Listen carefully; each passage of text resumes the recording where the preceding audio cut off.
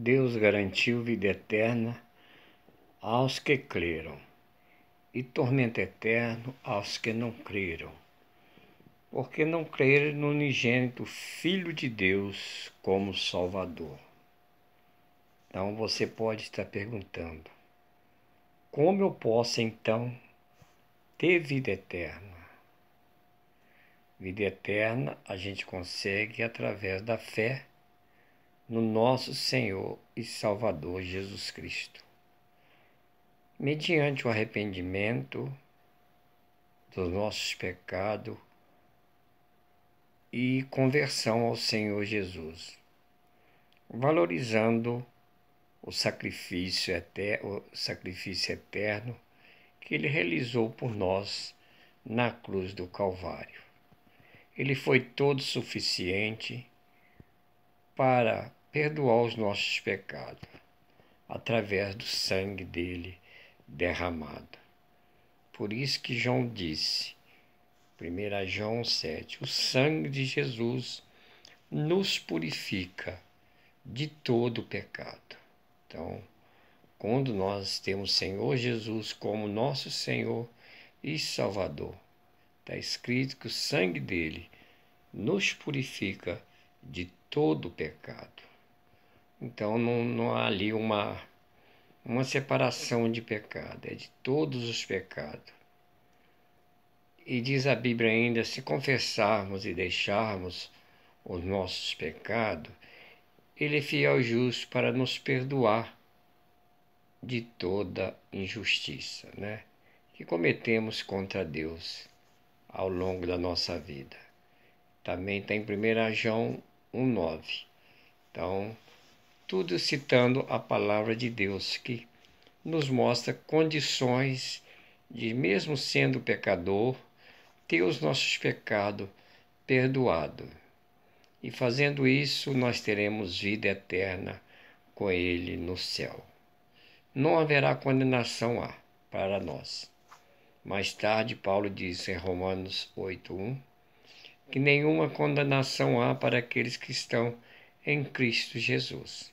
Mas há uma condição, que esses não andam segundo a carne, mas segundo o Espírito. Se eu estou em Cristo Jesus, não ando segundo a carne, a direção que a carne oferece. Então não há condenação para mim, porque eu ando segundo o Espírito. O Espírito Santo tem ciúme de nós. Ele nos mostra a direção que temos que andar para alcançarmos vida eterna. Mas se nós não andarmos por esse caminho de vida eterna, então o que vai acontecer? Não que é a vontade de Deus, mas nós desviamos da justiça de Deus. Desviamos do caminho. Então, aí vai cumprir a segunda parte do versículo que diz: quem não crê não terá vida eterna. Então, mas você crendo em Jesus como teu Salvador e Senhor, através de um arrependimento dos pecados, vendo que no Calvário foi satisfeito o sacrifício dele. Foi um sacrifício perfeito, eterno, para salvar o mundo dos seus pecados. Saiu da sua glória, da presença do Pai, se esvaziou e se tornou homem, como nós, para nos levar a Deus. Então ele é a ponte que nos liga a Deus. Se queremos atravessar de um lado para outro, onde tem um rio, existe uma ponte. Se não atravessarmos pela ponte, então não tem como de atravessarmos a seco, Então, o caminho melhor, o caminho mais fácil, o caminho que convém é através da ponte. É a ponte que liga, às vezes, uma cidade a outra, o Rio a Niterói. Então, é o caminho que possamos ir a seco. Então, nós vimos aí que Jesus não é diferente. Ele é o caminho, que nos conduz ao Pai. Então, ele morreu por nós, não ficou no túmulo, foi assunto ao céu. Os discípulos viram ele por várias vezes, determinada vez por mais de 500 irmãos. As irmãs que foram no túmulo no primeiro dia da semana encontraram o túmulo vazio. Então, ele não morreu. Os anjos disseram, ele ressuscitou. Então, ele apareceu por outras vezes aqueles grupos de irmãos em determinados lugares, né? Então, até mesmo para o incrédulo Tomé ele apareceu. Porque certa feita apareceu pelos apóstolos, mas não apareceu para Tomé. Então, e depois Jesus, na misericórdia, na compaixão, no amor que ele tinha para com seus apóstolos, mesmo sendo apóstolo, sujeito a falhas, apresentou para Tomé e disse: não seja incrédulo, mas crente. Então Tomé o adorou, porque viu que cometeu um grande equívoco de não acreditar pelo fato de não ver. Então, e nós também somos bem-aventurados. Nós não vimos, mas cremos que ele ressuscitou, que o túmulo dele está vazio. Não importa onde é em Jerusalém. O importante é que o túmulo está vazio e ele não vive mais entre nós em pessoa, mas ele mandou o Espírito Santo para estar conosco para sempre. Nos garantiu que não nos deixaria órfão, que mandaria esse Consolador, que estaria conosco todos os dias da nossa vida. Realmente veio. No dia de Pentecoste ele foi derramado sobre aqueles irmãos ali e está acessível a todos. A partir daquele momento, em Atos 2:37, perguntaram a Pedro e os demais apóstolos: que faremos, irmãos? Ele disse: arrependei-vos, convertei-vos e recebereis o dom do Espírito Santo. A promessa é para vós, para os que estão longe, enfim, para todos. Então, o arrependimento e conversão está acessível a todos os pecadores. Só não é acessível os incrédulos porque não quer crer.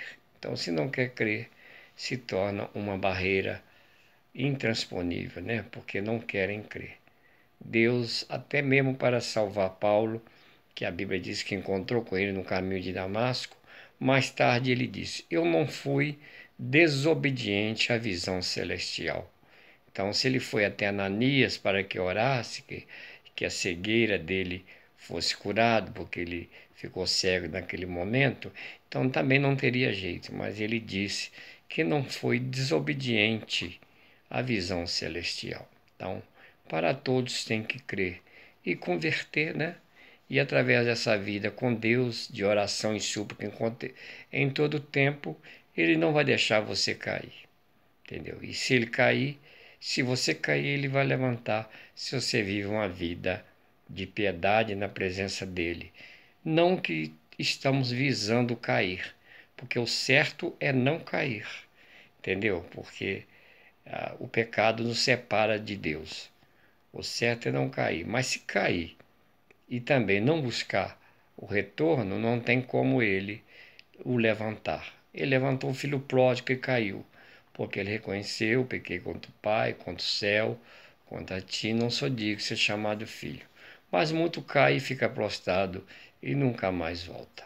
Porque se convenceu que o pecado é melhor, que na verdade não é. É um engano de Satanás. Que a graça e a paz do Senhor Jesus esteja com você, que você pode, através dessas breves mensagens, fazer como eu e muitos, arrepender e converter ao Senhor Jesus Cristo, para que você viva aqui na terra a certeza já que tem vida eterna e também a alegria da salvação. Tudo isso vai te acompanhar. O perdão dos pecados, a ação dos demônios na sua mente no dia a dia, enfim, você vai se tornar uma nova criatura em Cristo Jesus. Passará a ser um templo do Espírito Santo. Outrora não é, porque a Bíblia diz que quem não é de Cristo, não tem o Espírito de Cristo. E você sendo o templo do Espírito Santo, Deus será contigo. Só se zelar a santificação, que a Bíblia nos fala, seguir a paz com todo e a santificação. Então, você fazendo isso, então você verá o Senhor. Está em Hebreus 12:14. Que Deus te abençoe, em nome do Senhor Jesus Cristo, por essa breve mensagem com o objetivo único de esclarecer o plano de salvação. Se você gostou, então muito obrigado. Eu espero que Deus possa ter ajudado a você e recebido da parte de Deus, através dessas passagens bíblicas lembradas, um crescimento espiritual. Então, até que Deus volte, fica com Deus, que Deus te abençoe. E brevemente estaremos com novas mensagens no ar.